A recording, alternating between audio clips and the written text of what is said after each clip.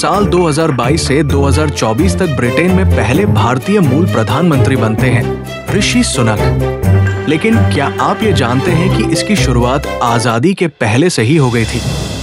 19वीं सदी में ही एक भारतीय ब्रिटिश संसद में इलेक्ट होने वाले पहले एशियाई बने थे।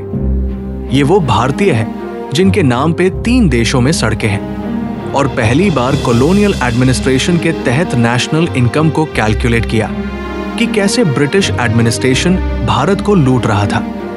ये भारत में पॉलिटिकल, सोशल, इकोनॉमिक ऑर्गेनाइजेशन बनाने वाले फाउंडिंग फादर थे। ये एक ऐसे भारतीय थे जो लाइबरल भी थे और स्वराज की भी मांग करते थे, जो कांग्रेस के फाउंडिंग फादर भी थे। और इसी कांग्रेस में जब लॉयलिस्ट और नेशनलिस्ट की लड़ाई हो रही थी तो 1906 में उन्हें इंग्लैंड से प्रिसाइड करने के लिए बुलाया गया था ताकि कोई लड़ाई ना हो।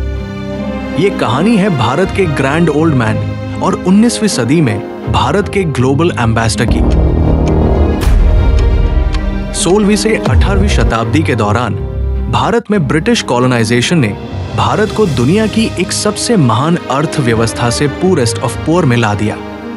ये इतना क्रूर था कि आजादी के 70 साल के बाद भी आज भारत एक तीसरी दुनिया की अर्थव्यवस्था है।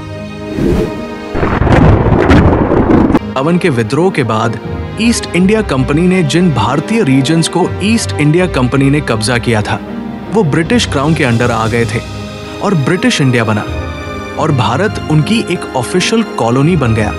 तब एडमिनिस्ट्रेशन ने ब्रुटैलिटीज और इकोनॉमिक लूट को एक तरह से वैध बना दिया और लीगलाइज कर दिया। कॉलोनाइज्ड इंडियन हिस्ट्री में ये लूट इतनी ज्यादा थी कि उस वक्त के कई विचारकों, समाज सुधारकों और पॉलिटिशियंस ने इसको देखा और इस पर शोध किया। सबसे पहले अगर किसी ने इस पर शोध किया तो वो थे दादा भाई नौरोजी, और पहली बार अपनी किताब में राष्ट्रीय आय के लिखा जो 2 रुपीस भी नहीं था। दादा भाई नौरोजी का जन्म 4 सितंबर 1825 को बॉम्बे में एक पारसी परिवार में हुआ था। जब वो सिर्फ 4 साल के थे तभी उनके पिता की मौत हो गई। बचपन में उनको मां ने ही पाला था और 7 साल की उम्र में उनकी शादी गुलबाई श्रॉफ से करवा दी गई। अपनी एजुकेशन उन्होंने लफिंस्टन कॉलेज में पूरी की थी। ग्रेजुएशन के तुरंत बाद वे एल्फिंस्टन में प्रोफेसर नियुक्त होने वाले पहले भारतीय बन गए। वे लंदन चले गए और लंदन में स्थापित होने वाली पहली भारतीय कंपनी कामा एंड कंपनी में पार्टनर के रूप में शामिल हो गए। 4 साल बाद उन्होंने अपनी खुद की फर्म नौरोजी एंड कंपनी शुरू की। बाद में वे यूनिवर्सिटी कॉलेज लंदन में गुजराती के प्रोफेसर बन गए। साल 1853 में दादा भाई नौरोजी ने बंबई एसोसिएशन की स्थापना की।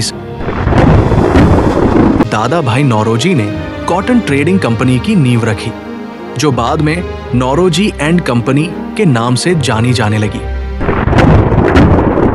साल 1960 में उन्होंने सक्रिय रूप से भारतीयों के उत्थान के लिए काम करना शुरू किया। उन्होंने ब्रिटिशों के सामने उन्होंने बताया कि किस तरह से भारतीयों पर अत्याचार किया जा रहा है। 1857 के विद्रोह के बाद ब्रिटिश क्राउन ने ईस्ट इंडिया कंपनी से एडमिनिस्ट्रेशन अपने हाथ में ले लिया। तब नौरोजी भारत आ गए। 1856 में जब वो लंदन में रह रहे थे तब उन्हें पहली बार ब्रिटिश मीडिया में अपनी बात रखते हुए ये कहा था कि वो ईस्ट इंडिया कंपनी की लीज को रिन्यू न करें क्योंकि वो बहुत क्रूरता से भारतीय अर्थव्यवस्था को लूट रही थी और इसके लिए उन्होंने लंदन इंडियन सोसाइटी भी बनाया। दादा भाई नौरोजी सिर्फ एक इकोनॉमिक और पॉलिटिकल एक्टिविस्ट नहीं था बल्कि पारसी समाज में सोशल रिफॉर्म, विडो रिमैरिज और वुमेन एजुकेशन के लिए रास्ते गोफ्तार नाम से एक समाचार पत्र और धर्म मार्गदर्शक पत्रिका भी शुरू की थी। 1867 ईस्ट इंडिया एसोसिएशन की ईव पर एक पेपर प्रेजेंट किया गया था जिसका नाम था ड्रेन ऑफ वेल्थ, और उसके बाद अपनी किताब poverty and un British rule in India में अंग्रेजों की लूट के बारे में विस्तार से लिखा था। दादा भाई नौरोजी कांग्रेस के फाउंडिंग फादर में से एक थे उन्होंने 3 बार इसे प्रिसाइड की थी। कांग्रेस के बनने के बाद से ही लॉयलिस्ट्स और नेशनलिस्ट्स में लड़ाई शुरू हो गई। लॉयलिस्ट्स ब्रिटिश एडमिनिस्ट्रेशन के अंडर ही रिलैक्सेशन की मांग करते थे, जबकि नेशनलिस्ट्स एक रेवोल्यूशन जो ब्रिटिश एडमिनिस्ट्रेशन को पूरी तरह से खत्म कर दे उसकी।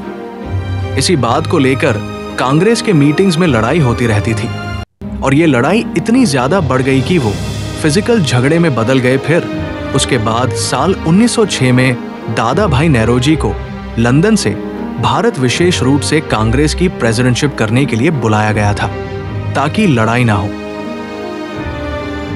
ईस्ट इंडिया एसोसिएशन के बनने के बाद से वो कई पॉलिटिकल एक्टिविस्ट से मिले और बॉम्बे प्रेसिडेंसी से चुनाव भी लड़ा।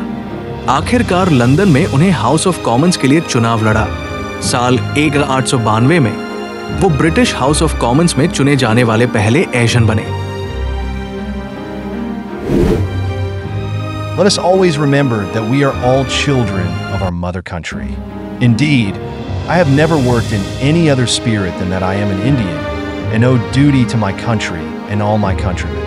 Whether I am a Hindu, a Mohammedan, a Parsi, a Christian, or any other creed, I am above all an Indian. Our country is India. Our nationality is Indian. 1874 में उन्होंने अपना राजनीतिक जीवन महाराजा बड़ौदा के दीवान के रूप में शुरू किया। दादा भाई के 3 बच्चे थे, जिनमें एक बेटा और 2 बेटियां थी। उन्होंने the wants and means of India और कंडीशन ऑफ इंडिया मद्रास भी लिखी। 1917 में 91 वर्ष की आयु में उनका निधन बॉम्बे में हुआ। 2014 में निक क्लेग ने दादा भाई नौरोजी पुरस्कार का उद्घाटन किया।